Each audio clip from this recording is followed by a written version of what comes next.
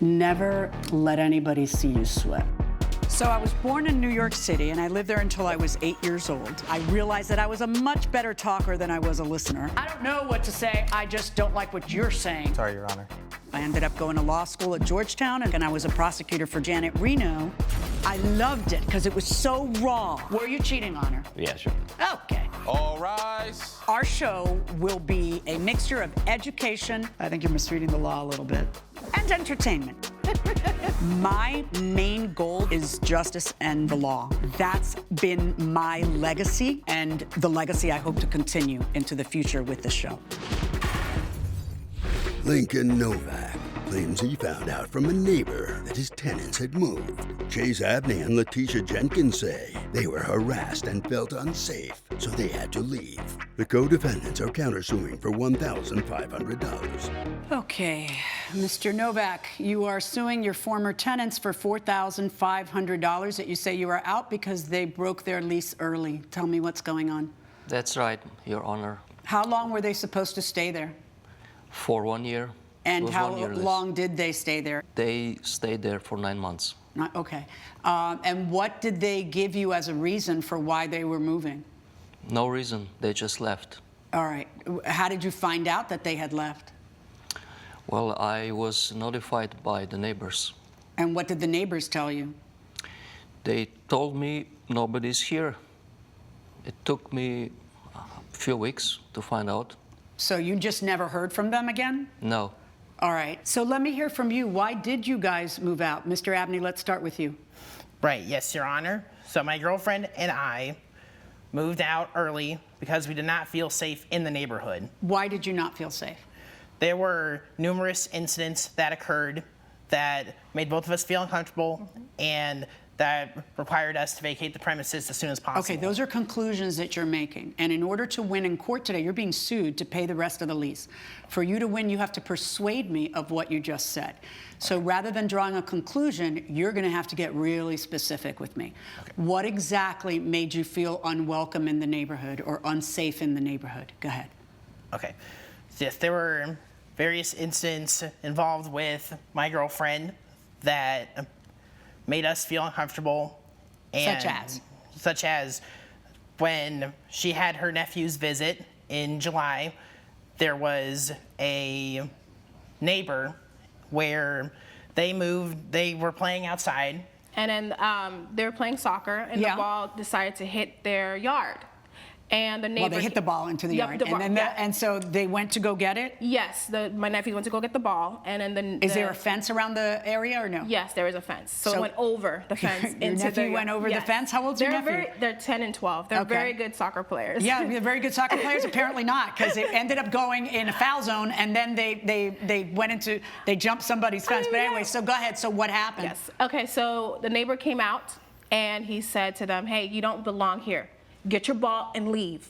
Okay. And so my nephews came over to me and started crying, saying that, hey, this lady was just being mean to us.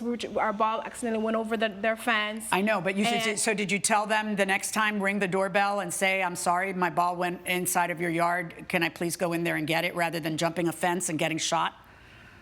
You know. Yes, but the thing is, the way that she said it. Where are you?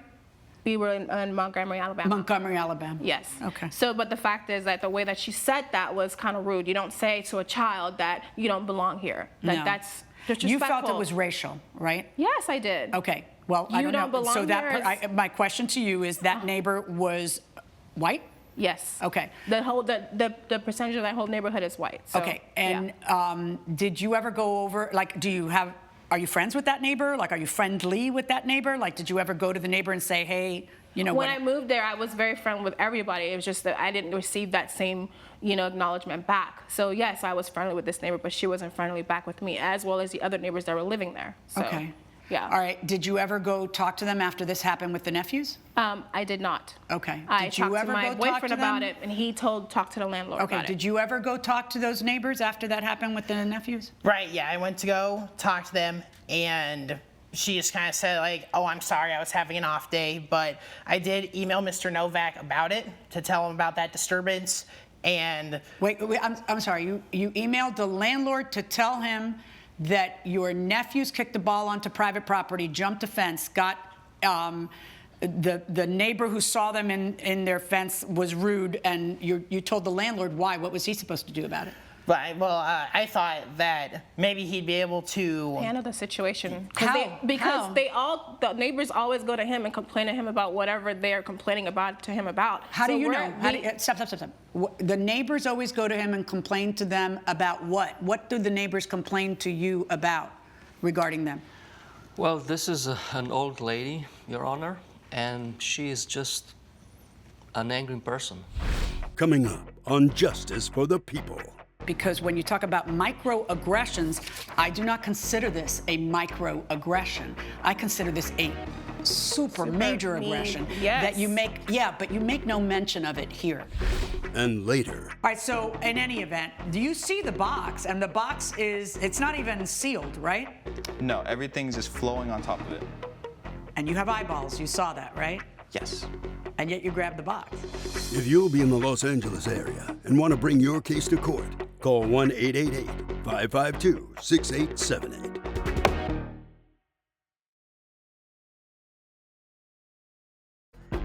This is Justice for the People with Judge Milian.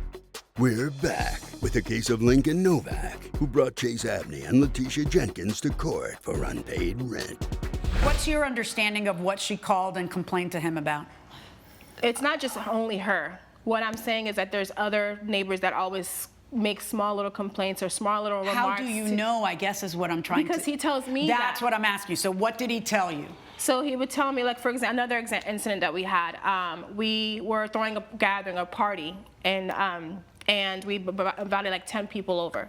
I didn't think there was any noise complaints happening, and he said that they told him about the complaint and told us that... Did the police come? Yeah, the police did come. Okay, so you knew that somebody was complaining that it was too loud. Yes. So the police come, and it's obvious that a neighbor has called, and what did the police say to you? Right, so it was like we started the party at 5 p.m. and then at 7 p.m. that's when we have to knock on the door and it's the police and they tell us that there's a noise complaint. All right, so now here's my question to you. Did you complain to the landlord about that? We asked him about it, just kind of about like, maybe what can we do next time, like so that doesn't happen again. And when we emailed him about it, he like blamed us for the call. Why? What did he say? Just like that. It's being so loud. I don't know why you're being such a nuisance. Okay. Did he email that to you? Yes. Can I see it? But here's the thing, though, about that. The neighborhood itself, like, they always have parties. They always have events going on, and we don't ever complain or anything. We don't ever do any of that stuff. And it's like it's only fair that we're able to just go ahead and well, enjoy our that time. only happened once, the music violation, right? Yeah, it was only one time. Okay. The police stopped by questioning us about our guests. There have been several gatherings and parties in the neighborhood with way more people. I've never seen the police stop by. This is concerning. Never seen the police In addition stop by. to how people have not look at been that. friendly to Letitia since she moved in. You were on the lease originally, correct? Yes. And then did you add her to the lease, or did you get permission for her to move in, or how did that work out? Yeah, so I was living in this area for like 6 months, and we were taking our relationship to the next level. So I got approval from Mr. From him? Novak. Yeah. Okay. And she was and so did you actually sign a lease as well? Yes, I Yes. did. Okay. Yes. All right. And in the future, if you have a party or gathering, please notify me and the neighbors in advance. Then you respond a month later. Due to the ongoing discrimination and microaggressions that have happened since we've moved in, we do not feel safe living here. All of our other attempts to alert you to this matter have been unsuccessful. We are vacating the property by the end of the month and expect the $1,500 security deposit refunded in full. Mm-hmm. In all of my years living there, I have always felt safe. I am not sure what has changed since I moved out 9 months ago. That's him. Unfortunately, there are still 3 months left on your lease. If you do not honor the lease, I will be forced to take this matter to court. Why, you're suing for $4,500, but you have a $1,500 security deposit already? Correct. All right, and so you folks ended up, when you say they moved out and I had no idea, there's an email on September 15th, where he tells you that he's moving out, right? Yep. Correct. When did the lease end? End of December. Okay, so he had already paid September, correct? Because it's Correct. September 15th. Correct. So it's October, November, and December that you're suing on, right? Correct. But you already have a $1,500 security deposit, correct? Correct, Did yes. they damage anything when they left? Well, there was a KKK sign on the fence. Oh, let's talk about that. So, what you describe as microaggressions in this email, tell me what you're referring to. Well, I had my natural hair out at the time, and the neighbors had a comment that says, "Oh, look at that cotton hair." Did you say anything Excuse to her? me? Yeah, I said, "Excuse me," and she just walked away really fast. Okay, and then anything else? That's the one I could just think of off my head. But Okay, yes. well, how about the KKK spray painted to your fence? Yeah. Because I would think that that would be That's take a the major meat of role in your everything. lives. Yeah. So does somebody want to tell me about that? Go ahead. Right. So I just woke up early in the morning in September, and I What was day in waiting. September? Is it the day you wrote the email to him? It was like later. a week. Week later. Like a week. A week after later. the email, and I was waking up to go to work, and when I just went outside, like to go to the car, I see it right there on the fence. And then he calls me down to come and see. I was like, you know what? That's it. I'm done. Do you have a picture of the spray painting? Yes, but this tilted it. Well, I mean, a week earlier you had said, we're moving. We are vacating the property at the end of the month, and we expect our security deposit back. That doesn't sound that doesn't okay. sound like you're vacillating, because when you talk about microaggressions, I do not consider this a microaggression. I consider this a super major mean, aggression yes. that you make. Yeah, but you make no mention of it here. So it actually does make sense that this was after you'd already decided to move out, because you're referring to them as microaggressions. Somebody sprays KKK and a swastika on my fence? That's a major aggression. How will Judge Milian rule? Tune in tomorrow for the exciting conclusion. Do we have a problem? I am not happy with what's going on right now. Okay, you can go ahead and you can step Hold on, outside. let me say what Go I wanna ahead. No, say. you I already feel like said. you're No, I'm not going to tolerate you helping me with this disrespecting right the now. court. Coming up, And to be honest, I saw red. I was furious. I was furious that he would be so flippant with other people's belongings.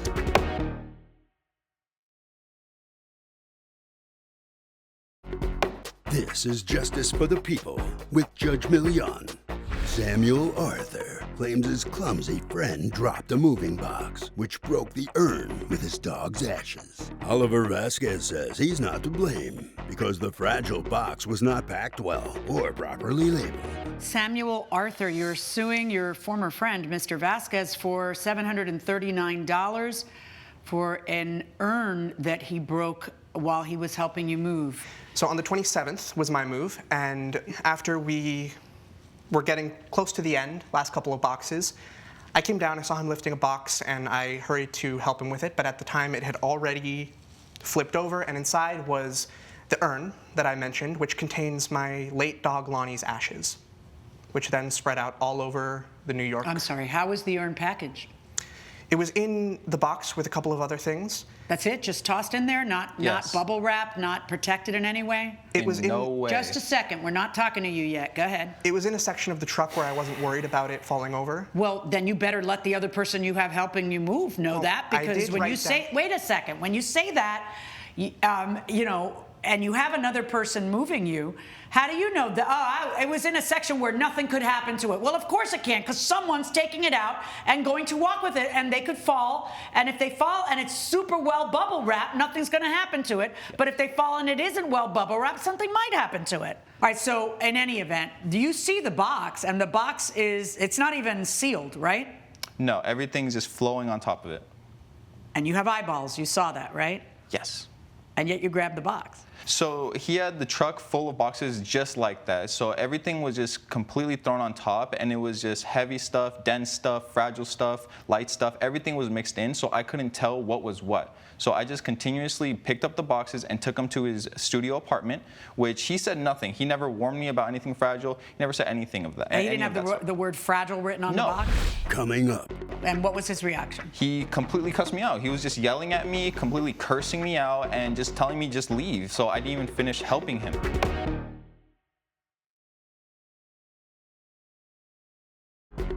this is Justice for the People with Judge Milian. We're back with the case of Samuel Arthur, who blames Oliver Vasquez for breaking the urn with his dog's ashes. Why'd you grab the box if it looked so haphazard? And could you see the urn? Was it on top? Was it on bottom? What was the deal? It may have been on top in the back, but my view was obstructed because it was overflowing like, don't you so worry much. about what might be in it if you're grabbing it and it's so unstable? With the way everything was, I just assumed that he would, let me know, but he didn't. You pick up the box, which you shouldn't. That's my opinion. If you feel you can't safely pick it up, don't pick it up. And what happens? So I'm just carrying it. I can't see it, and there was a sidewalk, and as I'm stepping over, I feel an imbalance in the box. So the way that the box was weighted, it wasn't evenly distributed, so there was more weight going to one side, like in a diagonal fashion. And so when I tripped, the box just began to, just move around to where I couldn't stabilize it. And because there was so much stuff on top that, it just completely fell over. I couldn't catch anything, and I couldn't. All right. So did you see the thing broken on the ground? Like, did you see? Ooh, that looks like a nice urn, and it's broken.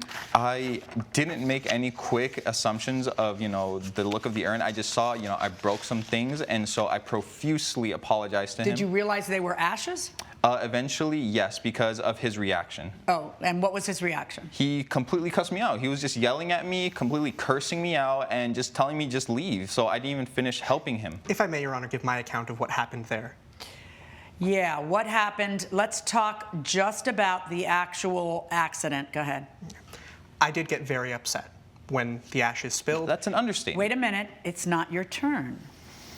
Go ahead. I was very upset, and to be honest, I saw red. I was furious. I was furious that he would be so flippant with other people's belongings. Judge Milian's verdict when justice for the people returns.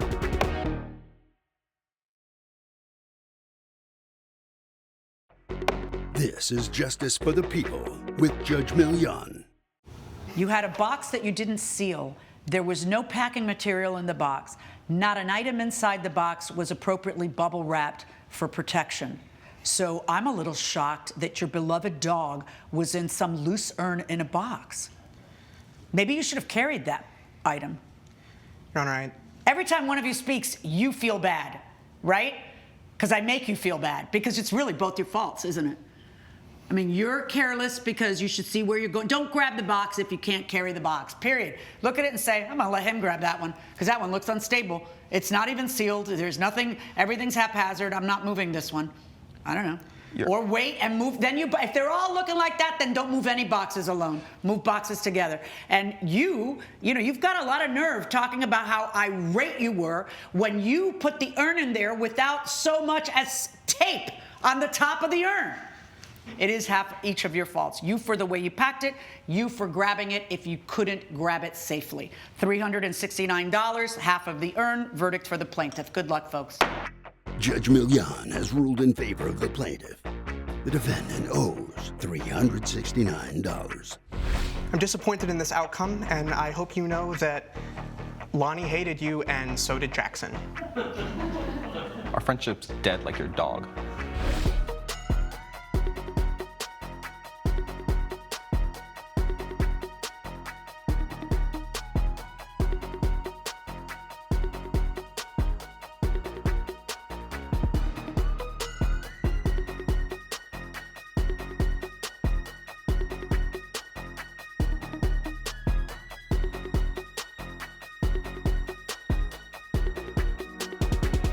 This has been a production of Allen Media Group.